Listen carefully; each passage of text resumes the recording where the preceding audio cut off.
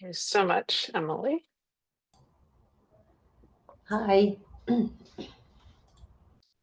Hello. All right, we will go ahead and get started. I am Atia Mosley, Chief Legal Officer. Welcome to Child's Voice Project's October Roundtable. These roundtables serve as a place for knowledge sharing and learning. We are building a clearinghouse of research-based best practices for child-centeredness, and we invite you to bring your ideas and questions to these forums. If you were with us last month, you heard our interview with Connie Kretoval-Lavelle, our local Maryland partner, and the first guest for our new guest expert series. Today, we have our second segment of the series. If you missed last month or want to watch that session again, please use the link in the chat. As a reminder, in case you want to place a hold on your calendar, we hold these roundtables on the third Wednesday of each month at 1 p.m. Today, we continue our guest expert series. Those of you who have attended our roundtables previously have heard about our Maryland Child Advocate Attorney pilot program, where we provide a child advocate attorney for children in their parents' custody actions at no cost to the family. Our pilot program attorneys are specially trained on child-centered relationship building and how to incorporate aspects of child development into their case strategy. We also use a model of incentivizing the attorneys to develop relationships with their child clients. Establishing and evaluating our pilot program is one way that we are creating a world where every child is heard. Today, we will introduce you to some of our pilot program attorneys who serve as child advocate attorneys in Maryland. And as you begin to listen to them, we invite you to type your name, location, and professional identification in the chat, as well as your questions and comments. We believe that our time together will be better because of your participation. So we'll go ahead and get started. At this time, I'm going to turn to Attorney Marsha Williams. She's going to kick us off with the introductions, and we'll speak to her background, some of her experience. She'll also tell you what about this pilot program attracted her and how the work of the pilot and Child's Voice Project aligns with her interest in this field of child-centeredness. With that, I invite you to come in, Attorney Williams. Hello, my name is Marsha Williams. I have been an attorney since 2000, December of 2000. I started off at the House of Ruth Domestic Violence Legal Clinic in Maryland, and in 2002 transitioned to Maryland Legal Aid, Southern Maryland office, where I represented children in child in need of assistance, termination of parental rights, and adoption proceedings. Um, Currently, I am a partner at Williams, McLernan, and Stack. And, um, my background led my interest in advocating for children, working with youth, led me to want to see what Child Voice Project was all about. And after discussing with the other partners in my firm, we all had an interest because I know me as well as my partners believe that children's voices matter, that courts should hear from the children because it's not just in custody cases, not affecting just the mother and father, but also the child. And a lot of times children know what's going on and they have an opinion about what's going on and they want their opinion to be heard. And so I definitely have a strong interest in child-centeredness, and this is why I was attracted to the Child Voice Project. Um, I guess a fun before we started, um, the question was asked, what was a fun fact about me? A fun fact, I love to travel. My favorite travel experience is cruising. My favorite cruise experience was the Alaskan cruise that I took 2 years ago. And when I'm cruising, I'm always planning for the next cruise or the next vacation. So I have a cruise coming up in January of 2026 to celebrate my husband's birthday. And we're going on a Disney cruise. And no, we're not. We don't have minors. We are bringing our adult son, but it's just going to be us adults. And Disney cruises are for adults, my opinion. And I'm sticking fast to it.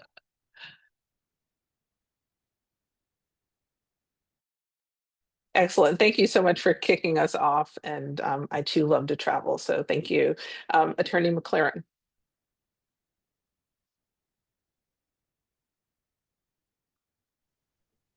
I was trying to get the mute button off and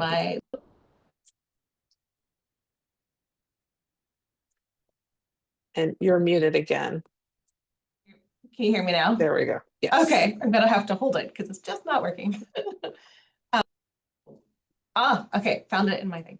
I'm Kathleen McCornan. I started off my legal career as a public defender, assistant public defender. So I defended people in starting out in misdemeanor district court cases, eventually moved to juvenile, and then felony cases. Along the way, I represented a lot of 18 to 25-year-olds who are in the adult system, but are by no means adults. And so I came to really understand and empathize that a lot of these kids just didn't have a chance from the start, and how the foster care system especially would interplay with that, or how their home lives would lead them to where they were. And I was really interested in how can we help them out, and very limited position as a public defender.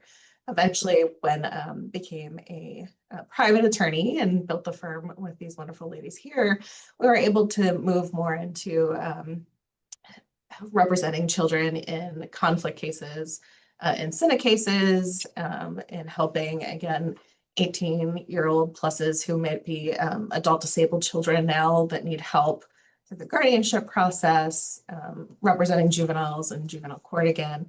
And so just wanting to make sure that we were helping the youth of our community, since they're going to be the future for us. Oh, and I do have 3 minor children, and so I want them to grow up in a world where at least a lot of children in the community have opportunities. And then my favorite traveling, I have actually never been on a cruise, and I know Marsha's trying to get me to that, but I recently went with my family to Northern Ireland, and we chased giants up there, which was a lot of fun. They have a lot of sculptures that they have of large giants that you can go and see around the landscape, along with some of the areas that they call giant areas. So like, the Finn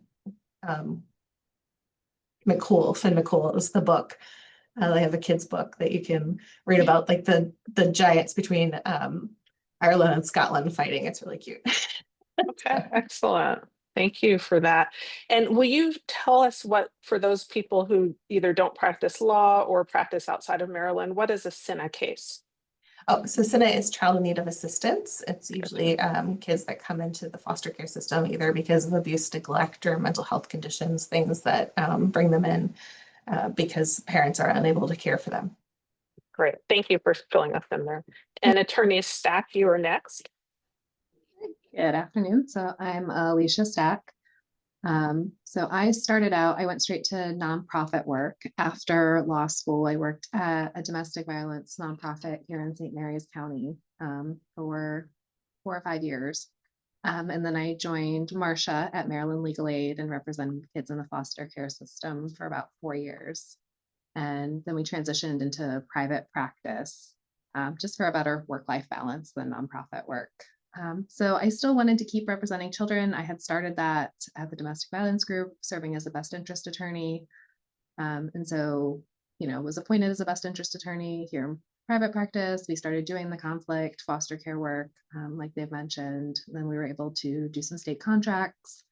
representing kids. And so we've always wanted that to be a part of our practice. And when we first heard about this pilot project and this opportunity, it really felt like it was made for us. And I think we were pretty aggressive in trying to get a meeting and see how we could be involved. So we're pretty excited about that. And I guess a fun fact or travel, I'm the oddball traveler here because I love to camp. So that is mainly what my family and I do. We go up into the mountains in Western Maryland every summer. We go to a lot of the state parks in Maryland and Virginia. We went just on the other side of Shenandoah over Labor Day weekend, and I was Cub Scout camping with my son this past weekend. So that is my favorite way to travel and get outside. And I don't get to join in on any of the cruise planning, which doesn't make me, but I won't start an argument with Marsha about cruises in front of other people. Excellent. Thank you. And we are actually campers as well. We have a slide-in truck camper. And so we've done a lot of, camping. So not how I was raised, but my partner has introduced me to that world and I love it. So excellent. All right, Tiffany, would you like to come in and introduce yourself as well, please? Sure. Hi, And everyone. I apologize. I apologize, Attorney Young. That was my mistake. I apologize for that. No problem. My name's Tiffany Young. I am a partner also here at Williams, McLaren and Stack. I initially met Attorney Williams and Attorney Stack at Maryland Legal Aid. That was my first job after law school, where I was also representing children in the foster care system. And I was able to meet Miss McLaren as she was representing parents. And so that was solely what I was doing after I graduated from law school. And then I left there and came and joined the firm and was doing more private practice, so family law and things of that nature. So I sort of missed being around and representing children. So we did get to do a little bit. We were best interest attorneys and conflict attorneys. We did have some state contracts, but this work, excuse me, with Child Voice, I'm sorry, does allow me to do that some more. And so I know that that was something that we had all discussed, that we did enjoy that work, but maybe not as the sole thing that we're doing. And so this sort of allows us to still be in that world, ensuring that children's voices are heard in these proceedings, and because it is important, so that we still get to touch and impact children's lives. So truly grateful to be a part of the project. Fun fact, I'm gonna go away from the travel, even though I do love to travel. But I was a dance minor in college, and so I teach Okay. dance. So it's just Nice. something fun that I get to do too. Excellent. My sister and I took a dance class together last year. We didn't even finish the whole session. So that's wonderful that you're able to do that. That's excellent. Great. So for everyone watching, you can certainly understand how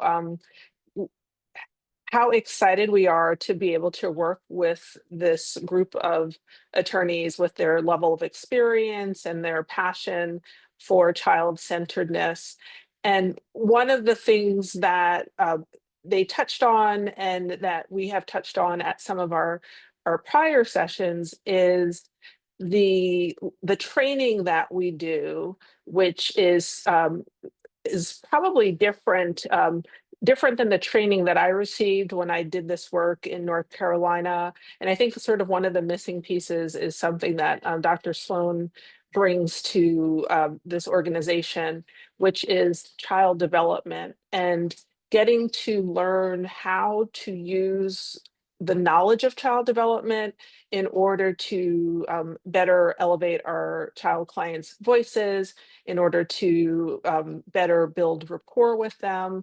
So I'm wondering, for those of you who are interested in answering this question, have something to say on it, what were some of the takeaways that you may have from the training that you did either initially or training that you have received along the way?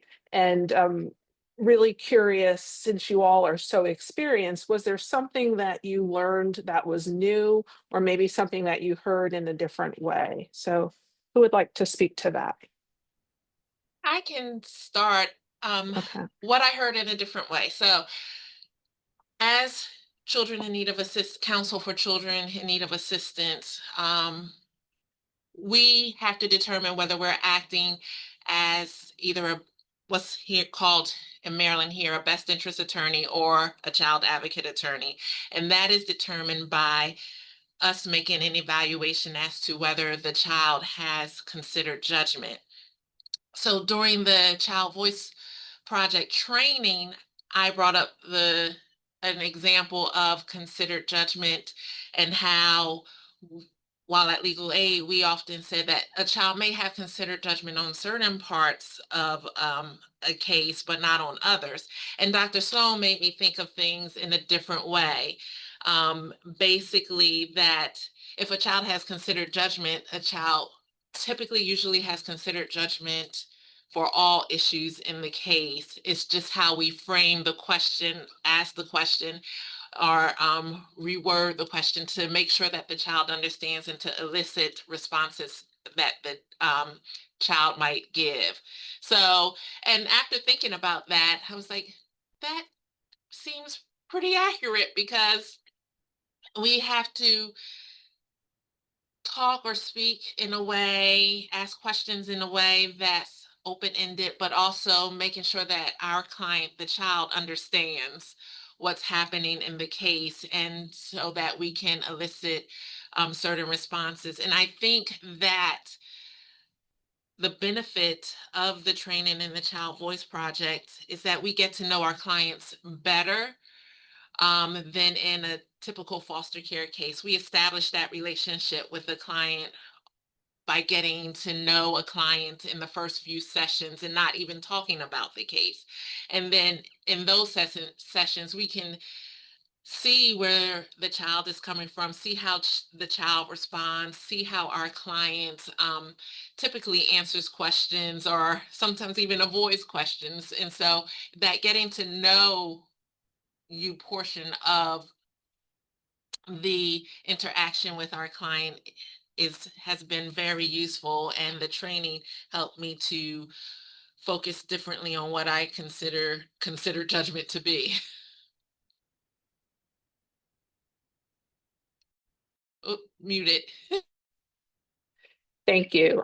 Yes, I appreciate that insight, and it definitely makes sense in terms of understanding how the child needs to be viewed holistically and not sectioned off. Excellent. Anyone else want to share on that? Yeah, I think for me, it's like I feel in past best interest trainings and in the Senate trainings, there was a lot of focus on child development, Mhm. but what I felt was different here was really the practical application of it. And like, here is how you have these conversations, or this is how Mhm. you might get at an issue, and just a lot of really practical advice on how to do the work of relationship building, Mhm. which was helpful to me in a very different way than just understanding child development or what's appropriate for different age levels. Yes. Will you share a little bit more about maybe uh, a specific suggestion that you've implemented that has worked for you in terms of the rapport building? Um, so I guess one thing I can think of is, instead of saying, do you want to live with mom or do you want to live with dad? Mhm. Like, sort of, what do you want your day to look like? Where do you want to wake up? How do you want to have breakfast? Where do you want to go? Who do you want to ride with? Like, just really drilling down to that level. I don't Mhm. think I ever thought about it like that before, and it has been helpful to have those conversations. Excellent. Anyone And else want to go ahead? I was just gonna piggyback on what Alicia just said. I sort of utilized that a little bit today. I had a Senate case this morning, and we were trying to get to, what did the client want? Where did they want to live? And I sort of asked that very broad Mhm. question, didn't really get an answer. And so then we started drilling it down. Well, who do you want to live with? Like, what do you want your day to look like? Who do you want to take Mhm. you to school? And I then got better answers. Whereas before I might have just indicated that, they don't really have a position on that. So it definitely, and it's maybe jumping ahead a little bit, but it's spilling into other cases as well, the type of training that we're receiving and how we're interacting and applying that, not just in our child voice cases, but in our other cases where we represent children as well. Definitely. And we will come back to that. Appreciate that response. And you hit on something that I have heard Dr. Sloan say multiple times, which is um, we often don't ask good questions to get the information that we're trying to elicit. And the responsibility is on us as adults and or professionals to learn how to ask questions differently. And if we don't do that, then we are standing as obstacles in the way of the children's voices being heard. So yeah, thank you for bringing that up. Okay. Anyone else want to share on that? I can go ahead and jump in on kind of the train of thought.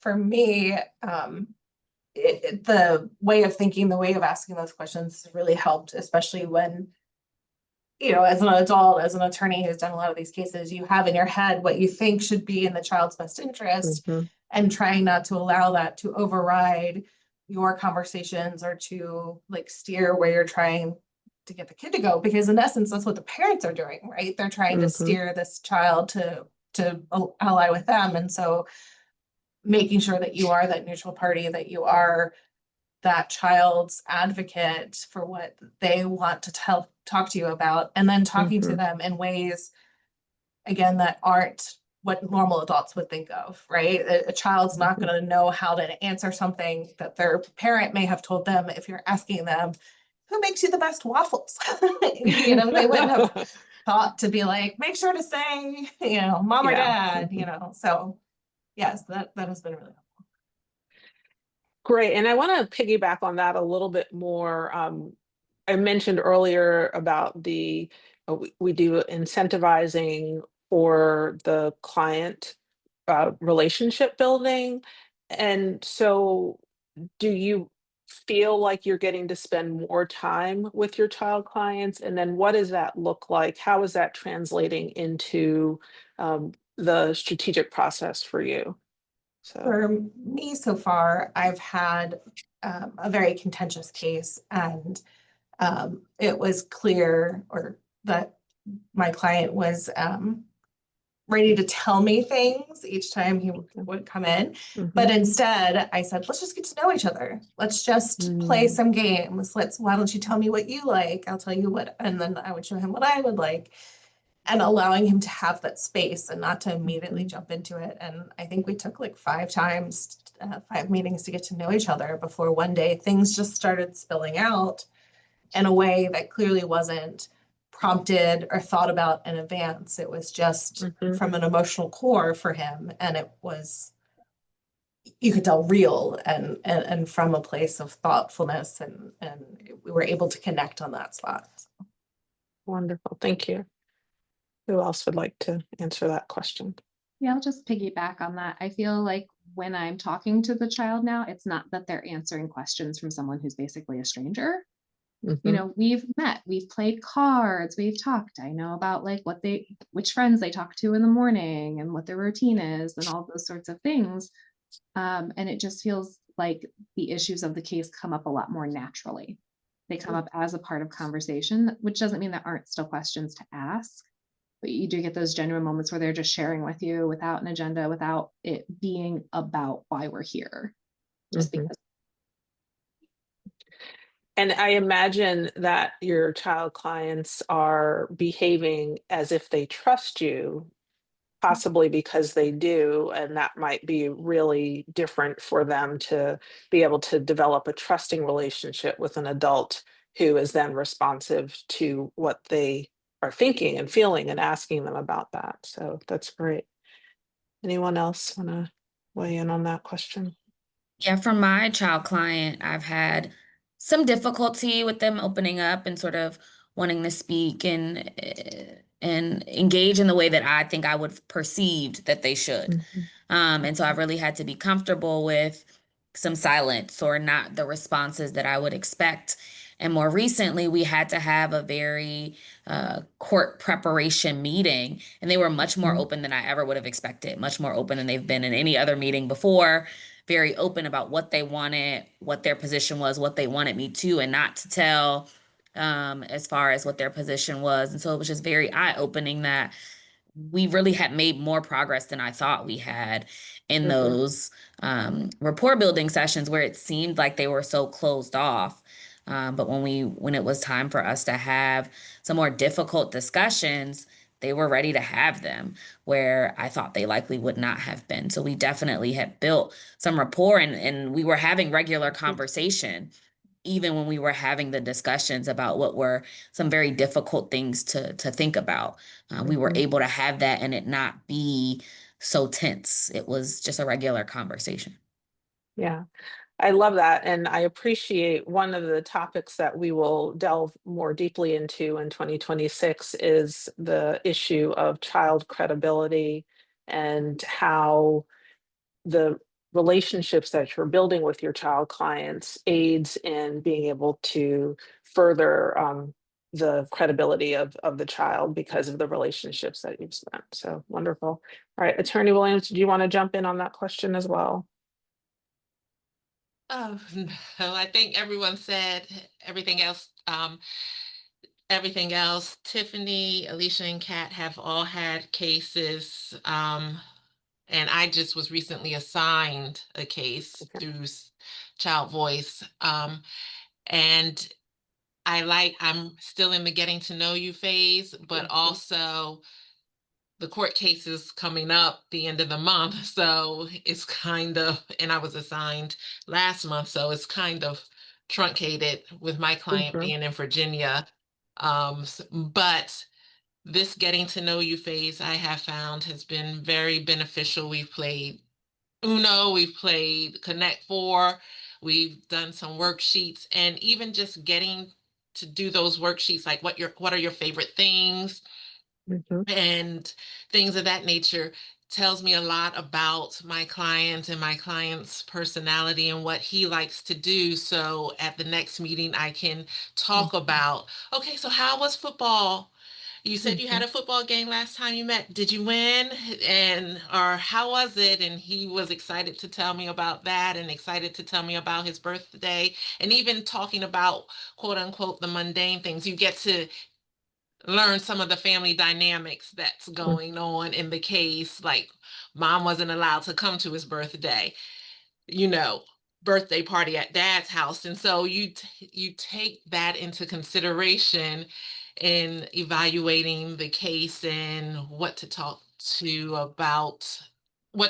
client about in the next couple of sessions or next couple of meetings. So I have really enjoyed the benefit of the getting to know you stage. Excellent. I appreciate that. And that is a significant part of our approach is making sure that our attorneys have the time they need in order to develop those relationships. So that's wonderful. Any other tips that anyone wants to give on specifically on the rapport building? You all have given great answers around the questions and playing games. Is there anything else that you found particularly helpful? Perhaps with a child who didn't seem to be interested in talking to you or being there. Anything that has been helpful that you'd like to share about?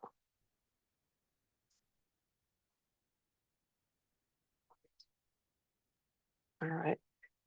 Why don't we shift a little bit and talk about, and Attorney Young started to talk a little bit about this before, which is seeing the difference in these cases when you're the child's attorney versus when you're representing uh, a child as in a Senate case, and then when you're best interest attorney. And one of the, for anyone who is unfamiliar, one of the distinguishing features between a best interest attorney and a child advocate attorney is that we as child advocate attorneys do not substitute our judgment for the child's judgment. We are asking the child what it is that is meaningful and important to them. And then we are advocating based on what our child clients direct us to do when we are in court and in settlements, things of that sort. So for those of you who, and I think all of you have done Senate cases, all of you have done best interest attorney cases, and now you're handling these cases. How have you seen the difference with the relationship with your client based on the amount of time that you're able to spend in these cases? I can start. So Mhm, I would say it takes more time in the other mhm, cases, sort of to build the type of rapport that we're building in these cases because we just aren't meeting as much. I okay, definitely would say that I have a rapport with those clients, but it takes a little more time. Some of my mhm, Senate cases have been open 5 years. I mean, so I right, have a rapport with that client, but did I have that same rapport 5, 6 months in? Probably not, that I mhm, do in the cases where I'm meeting with my client as consistently as I am now. And am I getting the same information that I would have gotten then? It's hard to say. Um, but I'm definitely approaching those other cases differently mhm. as I'm trying to build that same level of rapport with those clients as well. Is there anything that you have learned, Attorney Young, that is helping you with the reality that in the Senate cases you just don't have, you're not meeting them as frequently? So is there like a tip or something that you're like, oh, okay, if I do this, then the child is more likely to open up, even if we're not meeting, frequently? So in the Senate cases, I've been trying to see them a little more frequently, Okay. not as frequently as we would in the child voice cases, but we may have seen our Senate clients twice a year. Okay. So it is very different than seeing them on a weekly or a biweekly basis. Mhm, So even maybe seeing them 4 to 5 times a year would make a significant difference mhm, versus if I was only seeing them twice. So I think it's really just really trying to have more interactions with them, mhm. and seeing the importance of that. Yeah, that's great. Thank you. Anyone else want to speak to the distinction between the different types of cases and how there's been some influence on your client due to the amount of time? Well, and somewhat in the Senate cases, we don't have the luxury of getting to know them first. I mean, they're coming in at a Mhm, shelter, it's kind of an emergency. We sort of have to talk about the immediate issues of mhm, what you feel mhm, safe to do. So you kind of have to go back after the fact and mhm, build the rapport after you had to have some tough conversations up front. mhm. Yeah. One of the things that I noticed, and I'm curious if you've seen this, is when that has happened, there have been numerous times when I was in court and my client was brought to court and I'm like appointed or meeting with them for the first time in court. And one of the things that I've noticed is when I introduced myself and said that I was their attorney, that I was their lawyer, that I was there to, like, even that, even knowing that they had their own lawyer made a tremendous difference. Of course, you can't go back and say, okay, if I had met that client, 5 to 6 times before we were in court, what would have been different? But I think it's one of the things that makes this model of representation so important. And then if this model of representation isn't had, what can we do as professionals to change our interactions with the clients? Or if we don't have the time, as we're talking about in a case, what can we do to change how we're interacting with those clients in those moments where they're in shelter or whatever? So yeah, so I appreciate that. I appreciate, as we're thinking through, like, what does this particular client need in order to feel comfortable and trust me enough to be able to share with me what's important to them. So great.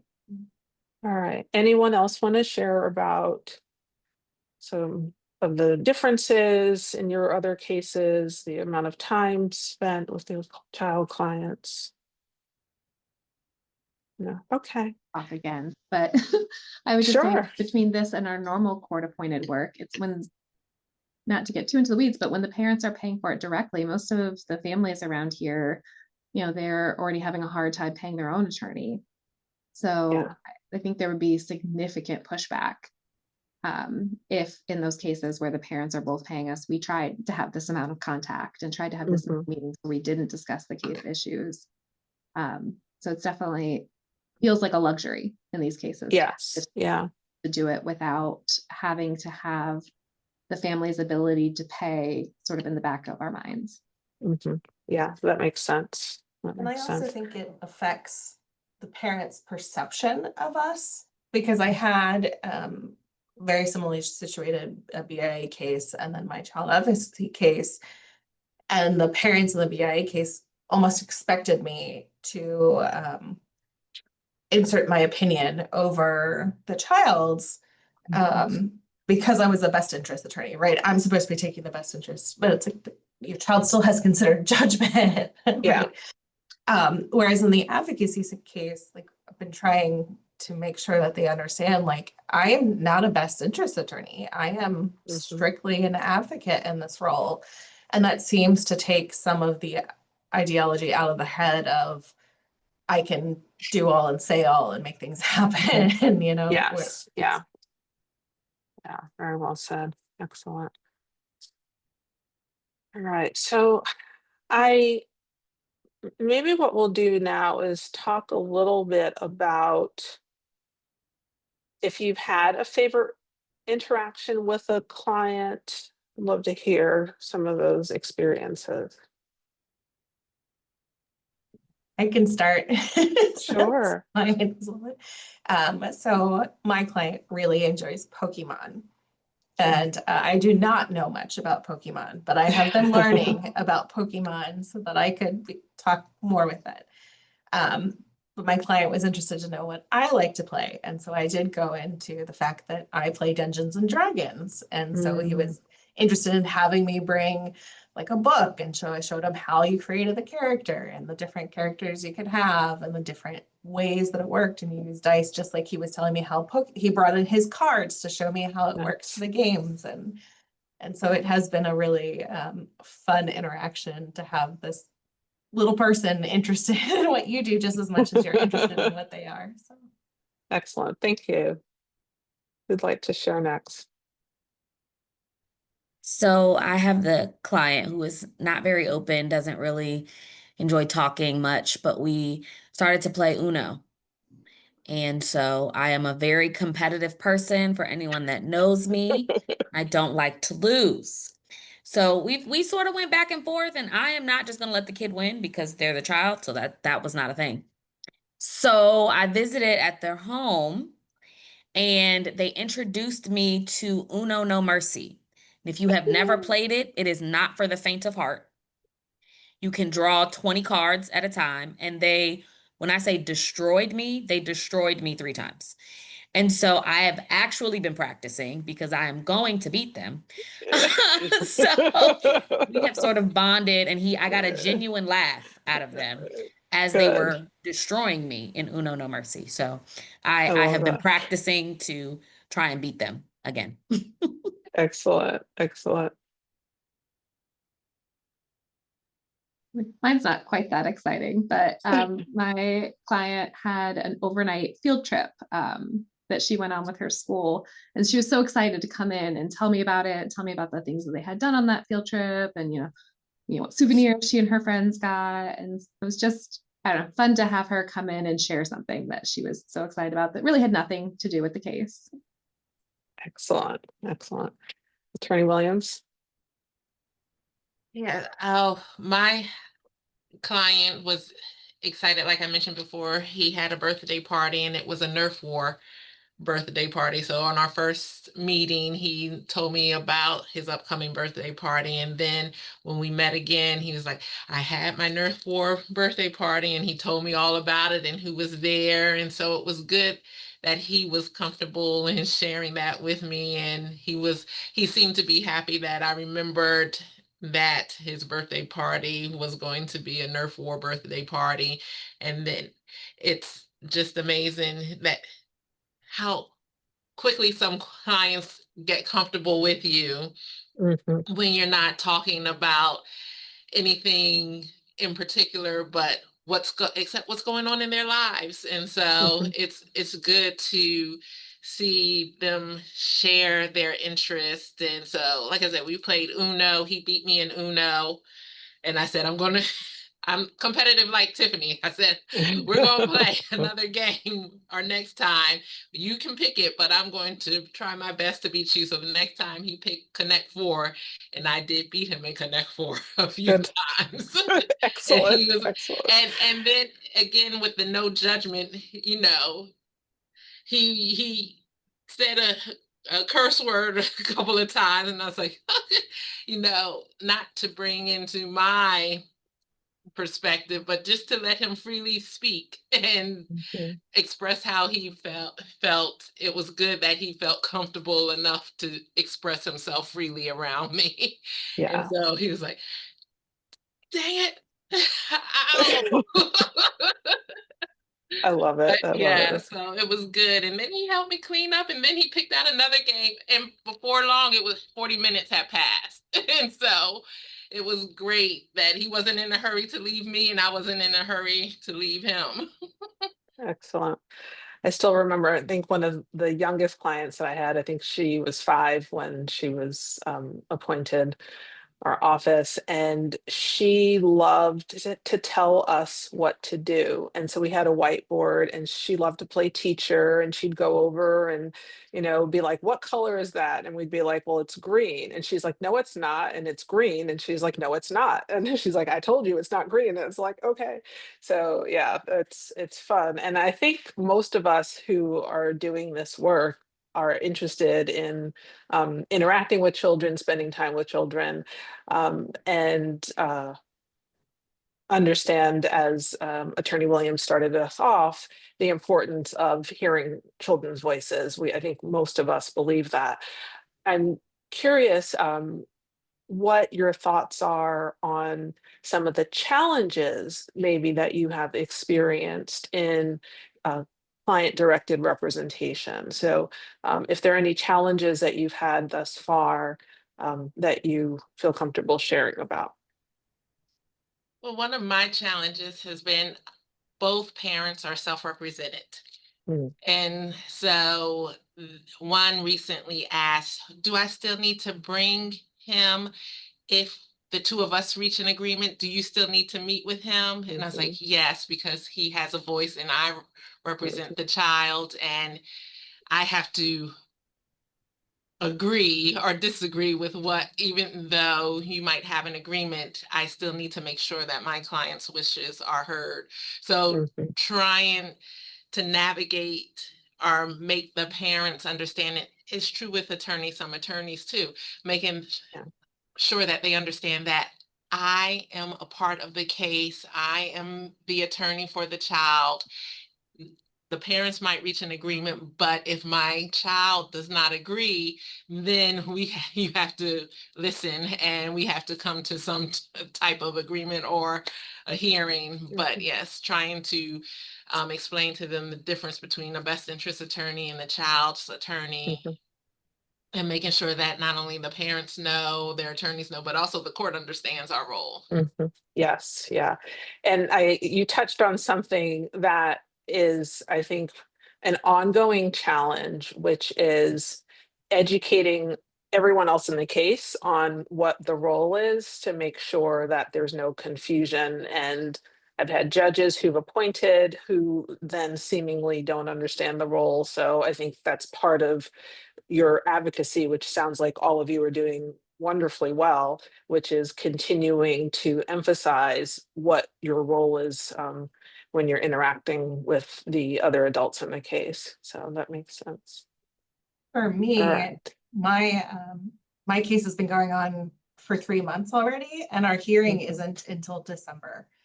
And Okay. so my child is starting to be like, when is this gonna end? Mhm. Like, and we're a long way from that. Like, I'm really Yeah. sorry. And well, why can't you just, it's like, I don't have that power, explaining what the court Mhm. does. And which has been a good conversation because we're starting to try and have the conversation more of what do you like, what are you looking at versus what the likelihood of the court is willing to say, and where can we find a comfortable spot for you somewhere within the realm of that. And but it, you know, I feel his frustration.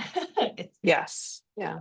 that it can take so long. It's been great because I have been able to develop this rapport and have had this long time, but at the same time, I'm sure he's tired.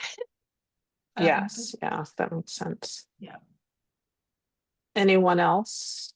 If anyone has any further comments based on what we've already heard as we begin to wrap up the session, and for other people who have questions or comments, if you would like to go ahead and put those in the chat, and I will continue to look that over while our attorneys provide any additional comments they have.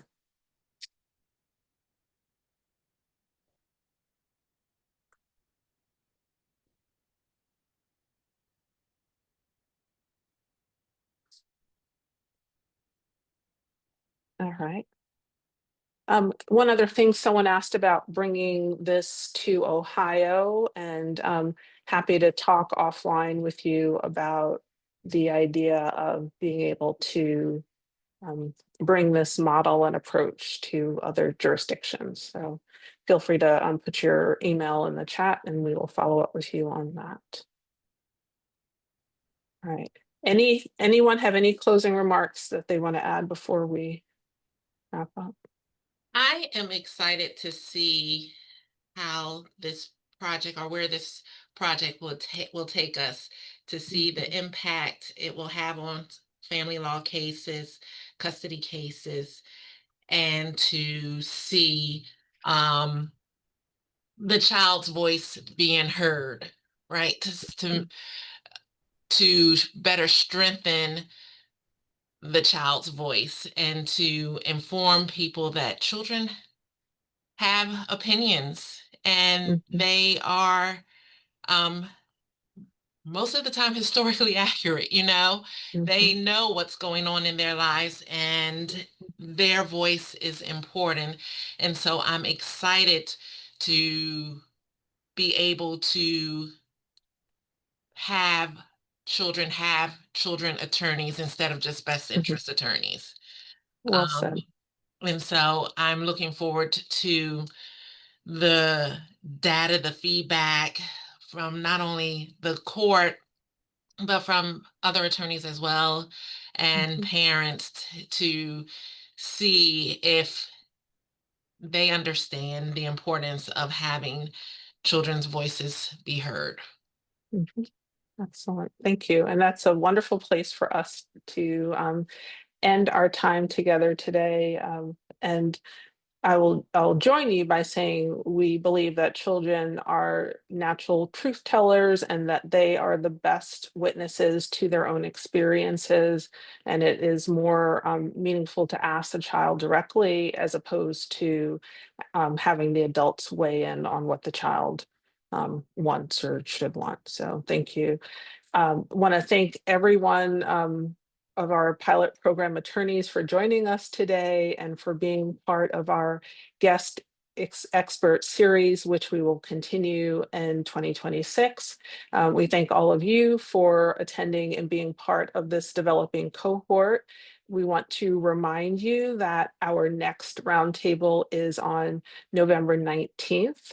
We will discuss some of the challenges of elevating children's voices, and we hope that you will join us at that time.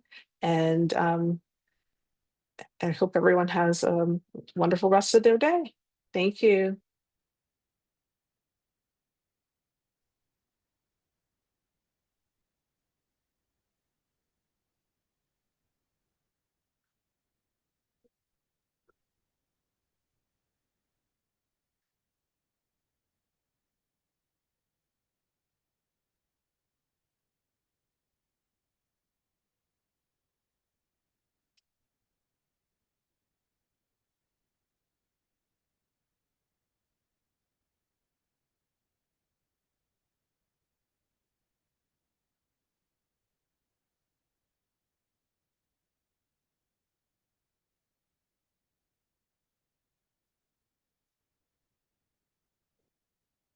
All right.